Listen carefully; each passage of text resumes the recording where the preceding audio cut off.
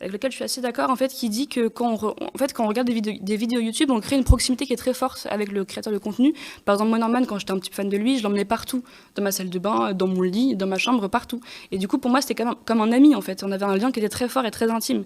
Et du coup, si je le rencontre dans un événement, ou même si je lui envoie un message par Facebook ou par Twitter ou par T'écris dans un Instagram, DM Instagram. ou qui me contacte lui, Il y a en déjà fait, une position de domination c'est ça. naturellement. En fait, ce sera pas neutre. Il y aura vraiment un point de domination et j'aurais pas, en tout cas, si j'étais jeune et si j'étais mineure, je me rendrais pas compte que j'aurais devrais mettre des barrières face à quelqu'un qui est plus âgé, qui est un homme et qui est inconnu au final. Est-ce qu'on pourrait pas attendre, par exemple, de Webedia, plutôt que de couper court avec son employé, si je puis dire, son artiste, de mettre en place des formations, peut-être pour ces hommes-là, pour ces équipes, pour faire face aux violences sexuelles? Il y a absolument rien. Même YouTube ne parle pas du tout de formation. Il n'y a aucune formation sur le consentement dans YouTube.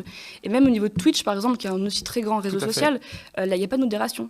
C'est pas obligatoire, en tout cas. Donc ça crée des vagues de cyberharcèlement qui sont extrêmement vastes. Oui, tu parles de Twitch, effectivement, on pourrait peut-être presque finir là-dessus, puisque ça touche YouTube, mais pas que, tu as cité d'autres réseaux sociaux, mais aussi, et on a beaucoup parlé de Twitch, où il y a peu de femmes, et le peu de femmes qu'il y a, tu vas nous en dire quelques mots? C'est ça, en fait, c'est vraiment un problème, parce que Twitch est très très masculin, ça a été créé pour les jeux de vidéo, et le public qui regarde est très masculin. Donc il y a quand même des grandes streameuses qui sont un petit peu connues, par exemple Magla, Manonolita et Ulcia, mais qui ont elles-mêmes été confrontées à des vagues de cyberharcèlement. Donc par exemple Magla, c'est quand même 700 000 personnes qui la suivent sur Twitch, et c'est la première à parler aussi. Ouais, Comment ? c'est considérable. C'est considérable, et c'est la première à parler, et en fait, elle raconte qu'elle a reçu des menaces de mort, des menaces de viol, de décapitation, des montages pornographiques, et que ça la suit partout.